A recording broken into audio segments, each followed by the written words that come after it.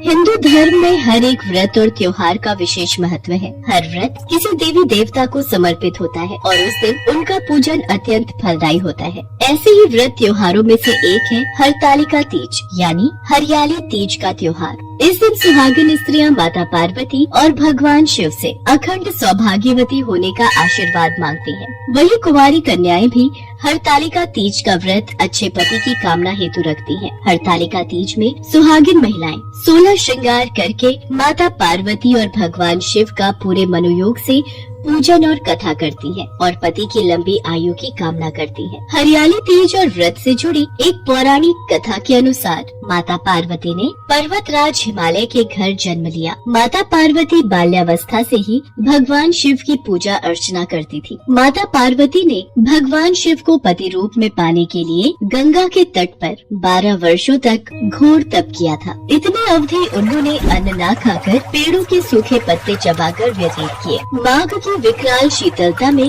निरंतर जल में प्रवेश करके तप किया। वैशाख की जला देने वाली गर्मी में पंचाग्नि से शरीर को तपाया। श्रावण की मूसलाधार वर्षा में खुले आसमान के नीचे बिना अन्न जल ग्रहण किए समय व्यतीत किया। उनके पिता इस कष्ट साध्य तपस्या को देखकर बड़े दुखी होते थे। एक दिन देवी पार्वती की तपस्या को देखकर नारद जी महाराज हिमालय के महल में पधारे।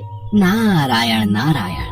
प्रणाम देवर्षि नारद, आपका स्वागत है। कहिए, मैं आपकी क्या सेवा कर सकता हूँ? गिरिराज, मैं भगवान विष्णु के भेजने पर यहाँ उपस्थित हुआ हूँ। आपकी कन्या पार्वती ने बड़ा कठोर तप किया है। इससे प्रसन्न होकर वे आपकी सुपुत्री से विवाह करना चाहते हैं। इस संदर्भ में आपकी राय जानना चाहता हूँ। देवर्षि नारद, आपने तो ये प्रस्ताव सुनाकर मेरी समस्त चिंताएं ही दूर कर दी। यदि स्वयं विष्णु मेरी कन्या का वरण करना चाहते हैं तो भला मुझे क्या आपत्ति हो सकती है? वे तो साक्षात ब्रह्म है। हे महर्षि, ये तो हर पिता की इच्छा होती है कि उसकी सुपुत्री सब सुखों को प्राप्त करे। पिता की सार्थकता इसी में है कि पति के घर जाकर उसकी पुत्री पिता के घर से अधिक सुखी रहे। पर्वतराज हिमालय की स्वीकृति पाकर नारद जी विष्णु जी के पास गए और उनसे विवाह के निश्चित होने का समाचार सुनाया। मगर इस विवाह के संबंध की बात जब पार्वती के कानों में पड़ी तो उनके दुख का ठिकाना न रहा। क्या हुआ पार्वती? विष्णु भगवान से विवाह के बारे में सुनकर तुम दुखी क्यों हो गई?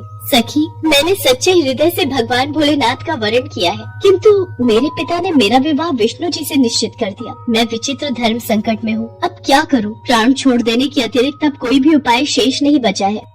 नहीं पार्वती, ऐसी अशुभ बातें मुख से नहीं निकालते। संकट के समय हमें धैर्य से काम लेना चाहिए। नारी के जीवन की सार्थकता इसी में है कि पति रूप में हृदय से जिसे एक बार स्वीकार कर लिया, जीवन पर्यंत उसी से निर्वाह करे। सच्ची आस्था और एक निष्ठा के समक्ष तो ईश्वर को भी समर्पण करना पड़ता है। मैं तुम्हें घनघोर जंगल में ले चलती हूँ, जो साधना स्थली भी हो, और जहाँ तुम्हारे पिता तुम्हें खोज भी न पाए, वहीं तुम साधना में लीन हो जाना। मुझे विश्वास है कि ईश्वर अवश्य ही तुम्हारी सहायता करेंगे। अपनी सखी की बात सुनकर देवी पार्वती ने ऐसा ही किया। अपनी पुत्री को घर पर न पाकर पर्वतराज हिमालय बहुत चिंतित हो गए। मेरी पुत्री न जाने कहाँ चली गई है। मैं विष्णु जी से उसका विवाह करने का प्रण कर चुका हूँ। यदि भगवान विष्णु बारात लेकर आ गए और कन्या घर पर न हुई तो बड़ा अपमान होगा। मैं तो कहीं मुँह दिखाने के योग्य भी नहीं रहूँगा। मुझे पार्वती को खोजना ही होगा। पर्वतराज हिमालय ने पार्वती की खोज करनी शुरू कर दी। इधर पार्वती अपनी सखी के साथ नदी के तट पर एक गुफा में भगवान शिव की आराधना में लीन थी। भाद्रपद शुक्ल तृतीया को हस्त नक्षत्र था। उस दिन माता पार्वती ने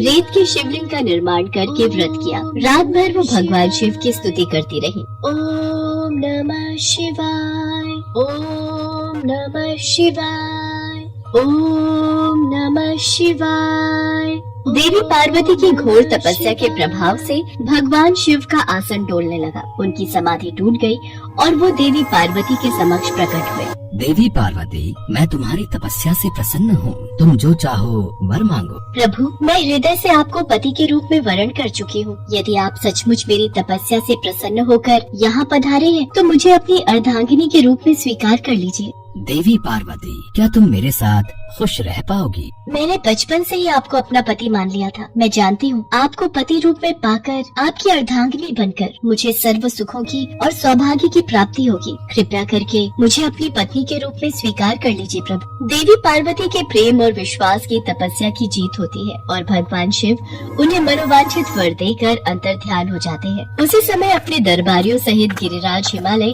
देवी पार्वती को खोजते खोजते वहाँ पहुँचते हैं। पुत्री, तुम्हारी ऐसी कठोर तपस्या का क्या कारण है? तुम्हारी ऐसी दशा को देखकर मुझे अत्यधिक दुख और पीड़ा हो रही है। चलो पुत्री, महल वापस चलो। मुझसे तुम्हारी ये दशा देखी नहीं जा रही। पिताश्री, मैंने अपने जीवन का अधिकांश समय कठोर तपस्या में बिताया है। मेरी इस तपस्या का उद्देश्य केवल यही था कि मैं महादेव को पति के रूप में पाना चाहती थी। आज मैं अपनी तपस्या की कसौटी पर खरी उतर चुकी हूँ। आप क्योंकि विष्णु जी से मेरा विवाह करने का निर्णय ले चुके थे, इसलिए मैं अपने आराध्य की खोज में घर छोड़कर चली आई। अब मैं आपके साथ इसी शर्त पर महल वापस जाऊंगी कि आप मेरा विवाह विष्णु जी से न करके महादेव जी से करेंगे। देवी पार्वती के दृढ़ निश्चय को देखकर पर्वतराज हिमालय मान गए और देवी पार्वती को घर ले गए। कुछ समय के पश्चात समस्त विधि विधान से भगवान भोलेनाथ और देवी पार्वती का विवाह संपूर्ण हुआ। भाद्रपद की शुक्ल तृतीया को देवी पार्वती ने महादेव की आराधना करके जो व्रत किया था, उसी के फल स्वरूप उनका विवाह हो सका। उस दिन से हरियाली तीज का व्रत प्रारंभ हो गया। कहा जाता है जो कोई सुहागिन स्त्रियां और कुंवारी कन्याएं इस व्रत को करती हैं, भगवान भोलेनाथ और माता पार्वती उन्हें मनोवांछित फल देते हैं। इसलिए सौभाग्य की इच्छा करने वाली प्रत्येक युवती को हरियाली तीज व्रत पूरी निष्ठा तथा आस्था से करना चाहिए।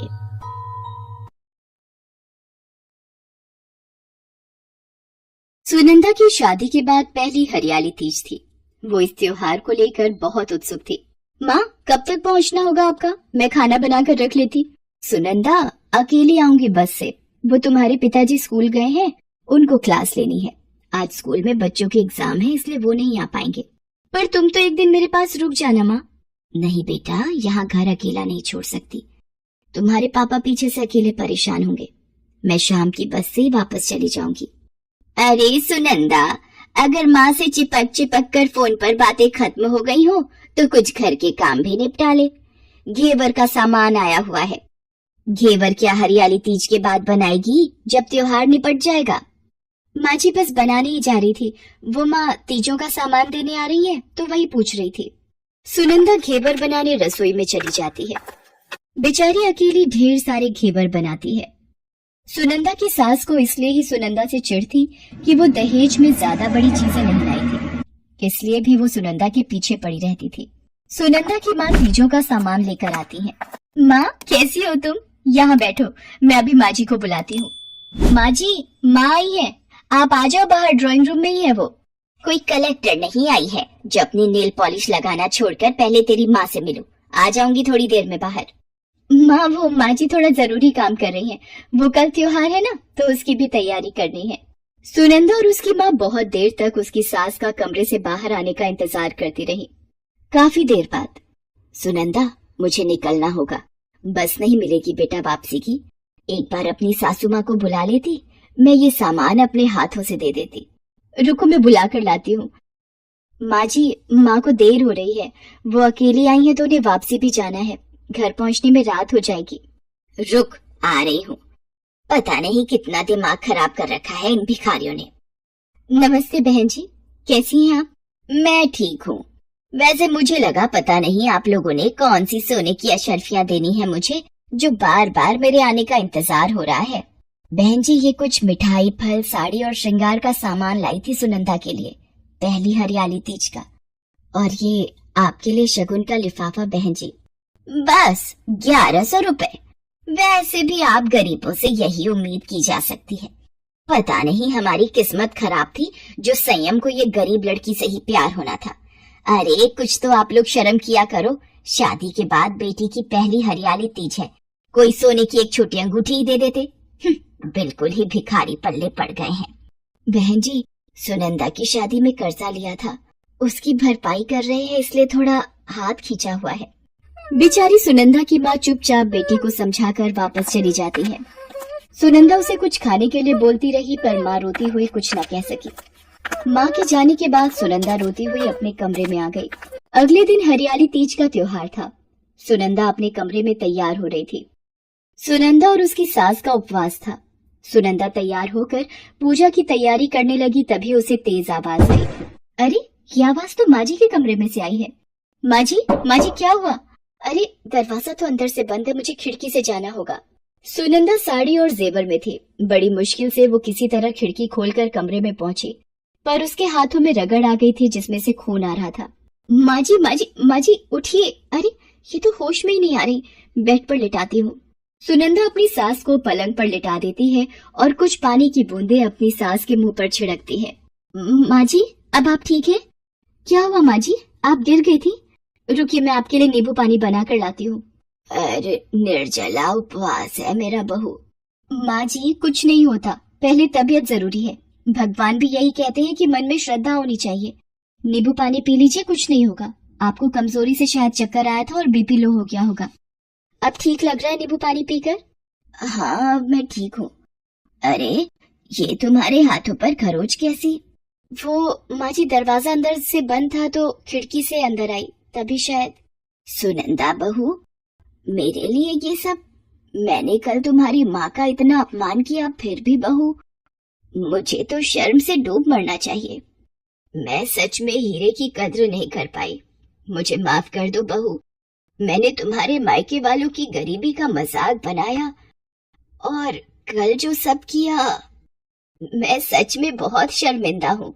माँ जी आप मेरी माँ हैं और माँ कभी अपने बच्चों के आगे हाथ नहीं जोड़ती बल्कि आशीर्वाद देती हैं। सुनंदा अपनी सास के गले लग जाती है। दोनों सास बहू मिलकर खुशी खुशी माँ पार्वती और भगवान शंकर की पूजा और तीज की कथा करती हैं। सुनंदा की सास सुनंदा की माँ से भी फोन पर बात करके माफी मांगती हैं। सुनंदा की माँ भी माँ पार्वती और भगवान शंकर को धन्यवाद करती हैं। माँ पार्वती की कृपा से सुनंदा की सास का स्वभाव बिल्कुल सही हो जाता है। हरियाली तीज का त्योहार उस दिन एक गरीब की तीज को हरा भरा कर